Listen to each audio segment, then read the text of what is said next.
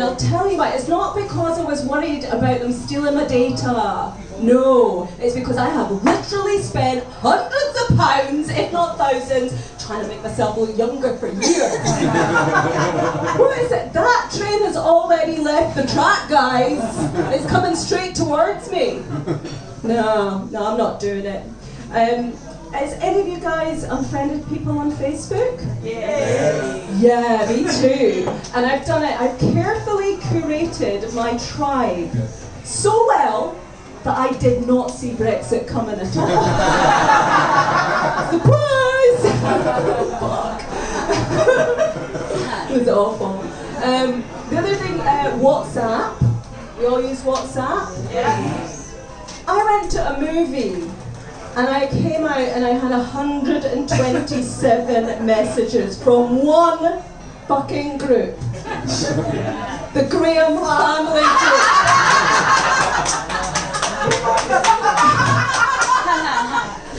If you can't tell, half of them are in the audience. In fact, hands up if you're not related to me.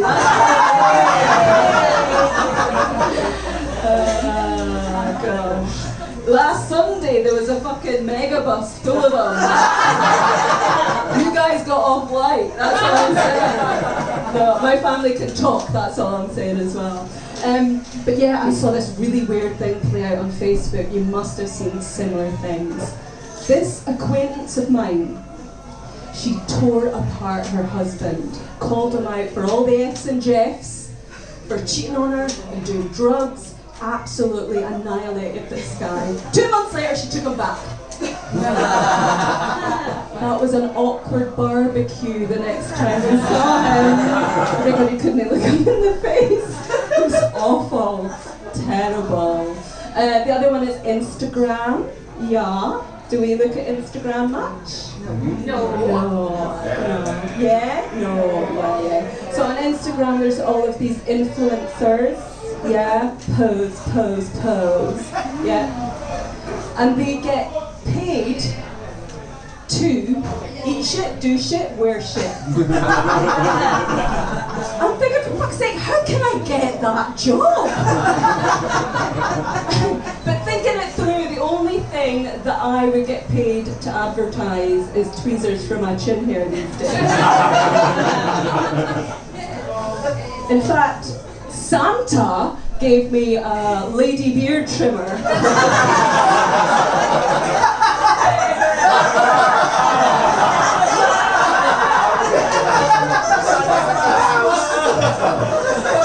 Thanks, Santa!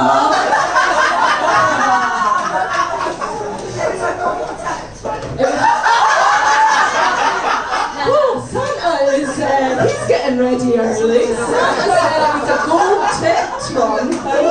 Santa. Actually, it's really fucking useful, thanks, Santa.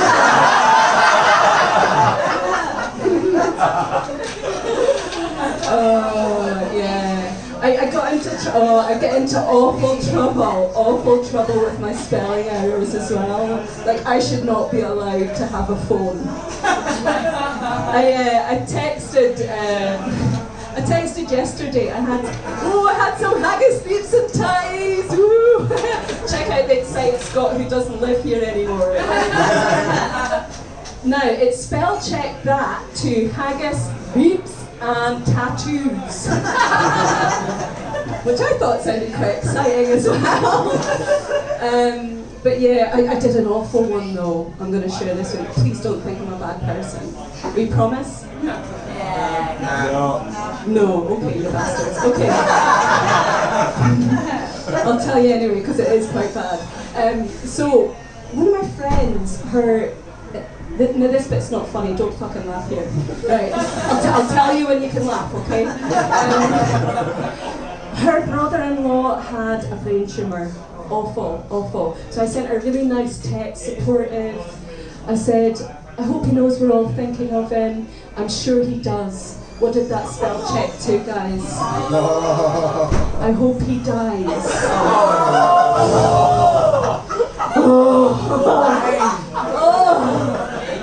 That was spell check, that wasn't me! I'm nice! or tried to delete something so quickly in my whole entire life. She did see it, and luckily she knows my history with spell checks. We're still friends. He pulled through. It's a happy story. Oh my god. But yeah, there's a lot of pressure, isn't there, with social media? Look good, say the right thing, blah blah blah, and all this bullshit. But I just did not think that the biggest social pressure would come from my 3-year-old fucking niece. She is gorgeous. She takes after her aunt. What can I say? She's got beautiful curly hair, blue eyes, little freckles, gorgeous, but she's a bit of a shit. There's Granny in the house. She is a darling, but when she comes out with shit like this, she'll maybe agree with me and not Granny. Auntie Lynn, where's your baby? Where did that come from? We were talking about 3 little pigs. Auntie Lynn, you need a baby. I was like, look, love, I don't have a boyfriend at the moment. You kind of need a mummy and daddy. Sometimes LGBTQ plus friendly here. To have a baby. And she said, why not go boyfriends, Lane? I've got sex. I know you do, you little tart. But 3 of them are your cousins. 2 are fucking cuddly toys. And what's your baby brother, you weirdo?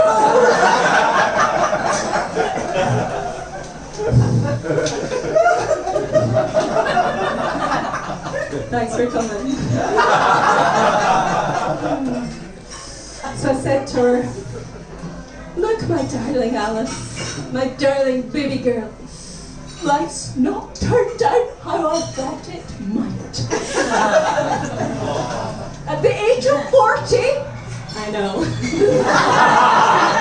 It's all those face creams. They fucking work. At the age of 40, I know that I should have an island in my kitchen, my folding doors, a husband and 2 little people just like you.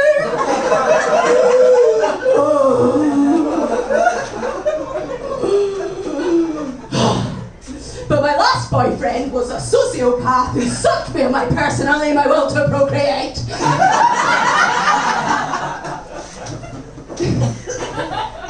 She was a bit quiet after that. I should have caveated that this way. They live in Australia. Right? So this is all done via FaceTime. No physical harm came to Alice during the destruction of my life. You know? So while she's eating her Weetabix in the morning, I'm on the espresso martinis. Hence the extra existential despair. And I thought, hang on a minute. Did Granny put you up to this?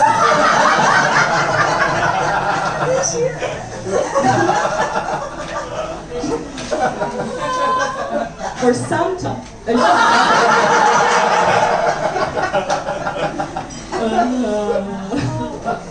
And you know what she said? She said, I need a poo. No, she what?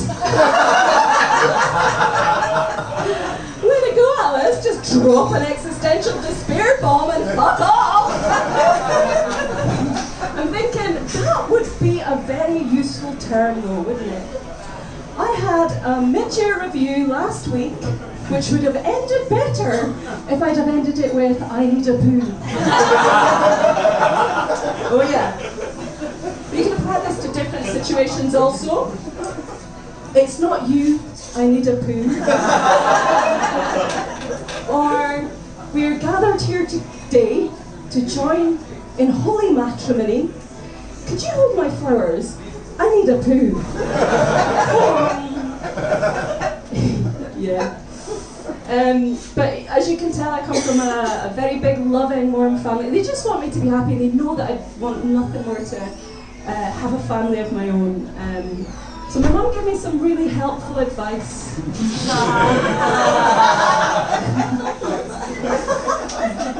I built my mum's part up because I knew she was coming.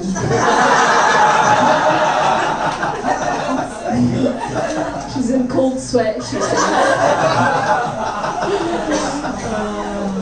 She said to me, "Why don't you do a Bridget Jones?" Now, do you know what doing a Bridget Jones is, audience? No. Okay, well, I'm going to tell you.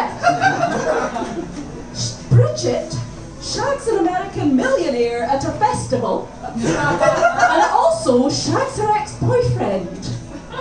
Gets preggo, doesn't know who the baby daddy is, and they end up fighting over her. Is that good parenting advice?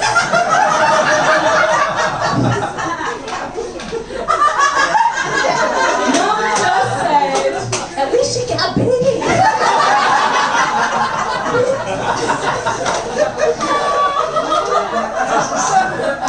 Mum, I'm more likely to end up with an STD than a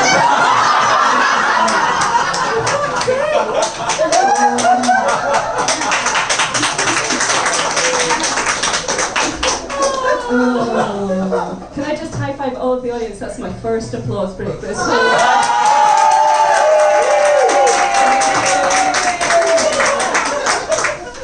Only because my mum's here.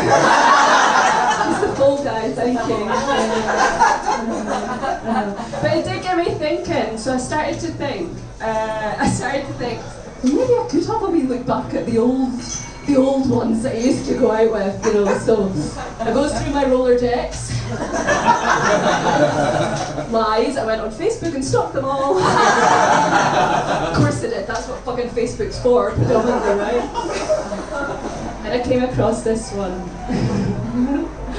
Oh, feel free to laugh, it's fine, I'm over it. This guy was called, affectionately by my friends, Fish Boy. Not because he stunk, I am not desperate, but because he thought he was a salmon in a previous life. I know. I kind of thought, oh, maybe he's a Buddhist. Buddhists are cool, you know, like, that's fine. Oh look, there was advantages. There were advantages. He didn't come up for air much.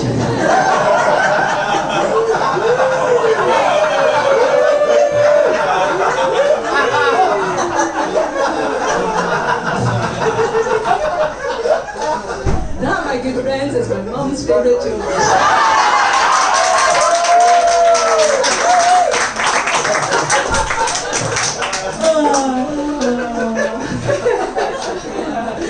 So he came round to mine for a date one night, and he came in and he gave me a kiss at the top, and he was like, "Oh, what have you been eating?" I said, "Oh well, I had a tuna sandwich." "How could you eat my brethren?" And you know how some comics say that's a true story and it's not a fucking true story? That fucking shit happened to me! Left his fishy mouth and entered my ear holes. Yes. I said, "Oh, come on in, I'll fucking brush my teeth, whatever." And there's this amazing new programme that I really want you to watch. It's called The In-Betweeners. Now that's how long ago it was, right? A long time ago when that first came out. And don't worry, I've had sex since. It's fine.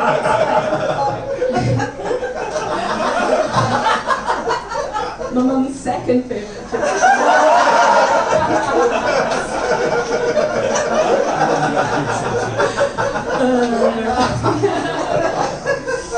So he comes in, and it was series 2, episode 2. If those that are fans of the show, you know it, boy, don't you? The episode where Neil, the lead character, punches a fish to death. wonderful episode, but it was the death knell of our relationship. Oh, it was terrible. But yeah, we didn't last long after that. We only went out for a few months. But when I was doing my Facebook stalking, I found out he's married. Let me say that again. Fish boy is married. I'm fucking no. What the actual fuck?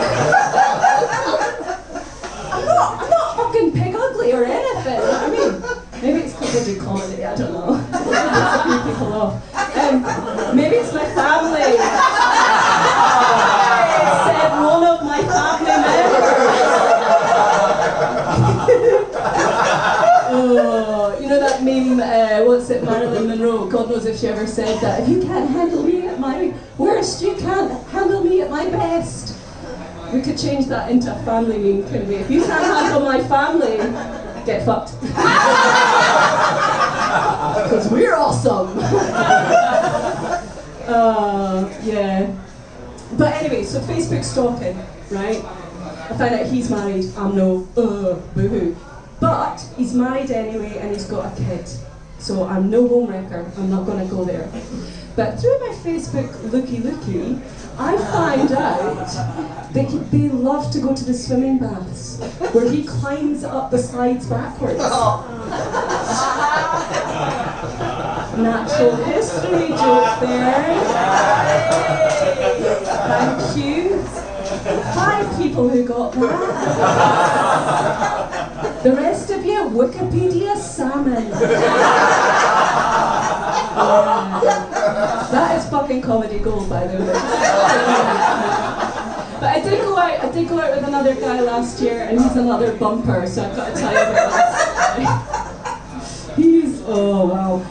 So second date, I'd had no dinner, about 2 bottles of wine. I'm only wee. I was pissed. I was really drunk. And I was saying goodbye to him under the clock at Waterloo Station. Very romantic. Gave him a wee kiss. And I was like, okay, bye, I love you. Bye. Now, most normal people, what would they do? Run for the fucking hills. What did this guy do? He looked me square in the eyes, darling, I'm going to touch him. He's family, it's family. He looked me square in the eyes and he said, Lorraine, I love you too.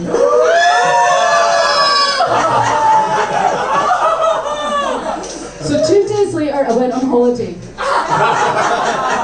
It was planned, don't worry. I went on holiday with 2 of my girlfriends, and my phone would not stop fucking going. Every 10 minutes, I love you, I miss you, I love you, I miss you, FaceTime and phone and everything. And you're like, who is this guy? I was like, do you know what? I've only been on 2 dates with him. I don't really know him that well, but he loves me. So I had 2 weeks to figure out what the fuck I was going to say to him when I got back, because you know, that shit can't continue. And I think I nailed it. You be the judge of this, right? I said, look, we're going to have to talk. If you're saying I love you now, it's not love. It's just infatuation. It's the endorphins. It's the rush of meeting someone new, the excitement. If we're saying I love you now, we've got nowhere else to go. In a week, we'll be moved in. In 2 weeks, we'll be married. And in 8 weeks, we'll be divorced. And that is not enough time to have a baby, actually.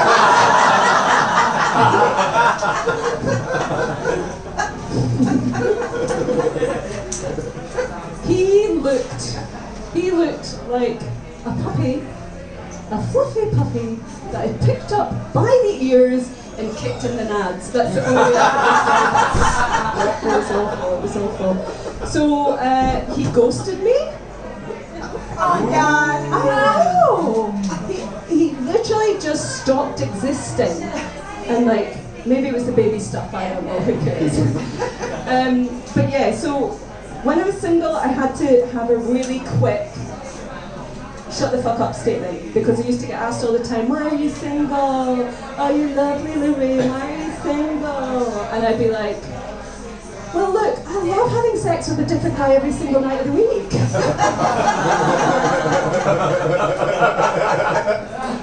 But Granny didn't like that, so... And apparently you're not supposed to say that to your 3-year-old niece. They didn't come with a manual, that's all I'm saying. But yeah, I've got a new one as of last year. A new statement. I've frozen my eggs. Stick that in your gin and tonic with a squeeze of man juice, Annie Margaret.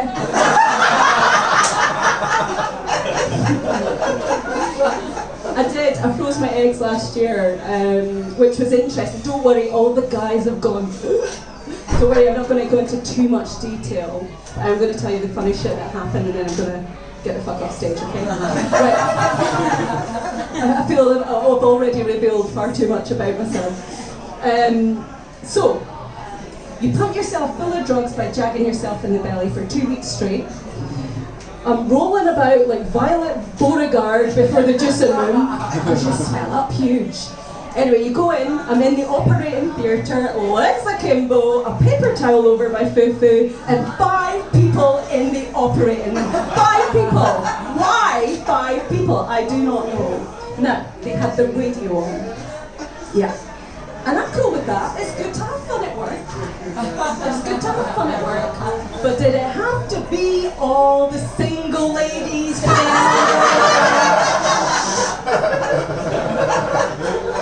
What makes it worse is they were all fucking dancing! I'm like, you can concentrate! That woman over there's got a dildo with a needle on the end!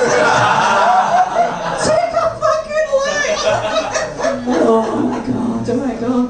Right, then the anaesthetist, he comes over to me and he says, I'm going to give you the best cocktail you've ever had. Number 1, go fuck yourself. Do you know who I am? I've had a fair few cocktails in my day. I know my way around an espresso martini.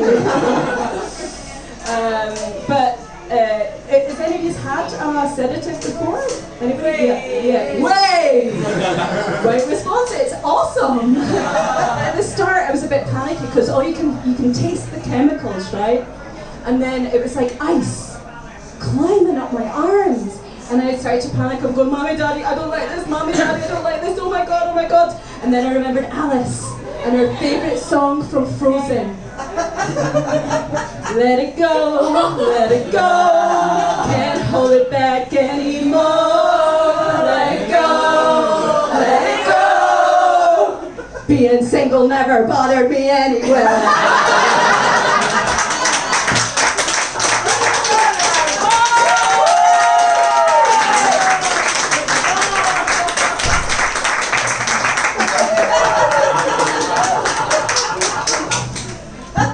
Karaoke is my other pastime. You think I'm fucking joking, I love it. But yeah, so I woke up and there's this vision of a man, tall, dark, handsome, standing in front of me when I woke up. He was the male nurse. It's like, ooh, birthday, Christmas. And I was a bit out of it, and I was like, oh, you're lovely. Are you single? I think I love you. Starting to get the impression it's actually me that's got the problem, right? Yeah. And he was like, oh, to my friend who was there with me, oh, don't worry, I'm sure she loves you too. Thinking that we were together, and I thought, right on, mister, that's cool. But yeah, before you leave the hospital though, they have to feed you. They have to feed you. And I'm a vegetarian, recent thing, climate change, that's another show. And they gave me an egg mayonnaise sandwich. That's egg and saucy egg having extracted the eggs from inside me. I think their feedback form is very fruity for me, isn't it? I'm happy to say that I have met someone. He's gorgeous. And when I first met him, I realised I was doing a show, right? And it was the only way that we could see each other before Christmas. And he came along to the show and I realised, oh my God, I've got to do all of my material, and that material includes talking about freezing my eggs. So I thought, shit, I better tell him before we go in. So I took him outside and I said, oh look, I'm going to talk about something a bit sensitive, I'm going to tell you now so you're not blindsided in there. You don't like fucking run for the hills. He was like, oh, what is it? What is it? I was like, I've frozen my eggs, I'm going to talk about that in the set. And he went, oh, that's cool, that makes sense. Yeah, that makes total sense, because you're pretty old.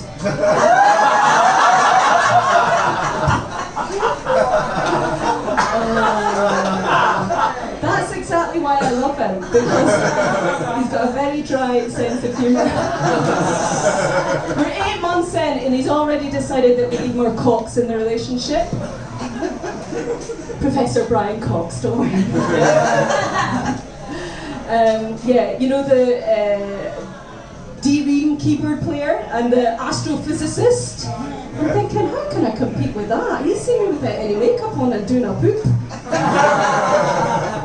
But yeah, there's this new programme on BBC Two. It's called The Planets. Anybody seen it? Yeah. No, nobody? Oh my God. Well, it's kind of cool. Sat me down to watch it. I've never seen anybody so excited. He's kind of a bit like a middle-aged man in a triathlon shop. That's like it's the best way to describe it. So I sat down to watch it afterwards. He's like, right, what did you think? And I was like, it's a miracle. It's a miracle we're here on this planet. It's a miracle that we are alive and doing all right on this planet. We're fucking it up right enough. It's awful. And it all could be completely wiped out by the toss of a celestial marble. I don't see the point in life in, I'm going to eat that fucking cake, who cares? Don't matter if I'm fat. Oh, fuck it. Societal norms, why bother working? Fuck it. Funny enough, he didn't like my review. So I tried to change the subject a little bit, and I was like, oh, space related, have you seen the film The Martian? And he said, oh, it's just a guy who shits to eat. So I'll explain the story. Matt Damon is stranded on Mars. He basically figures out in order to survive, he has to use his feces to grow potatoes. And he survives. Oh shit, I've ruined it for you, son. I've just saved you 2 hours, it's fine. And he said to me, you'd be all right up there with your arse. No! I did not think that IBS was a human evolution. But come the apocalypse, I will be colonizing the red planet. Guys, that is my time up. I know. I love you and I need a poo.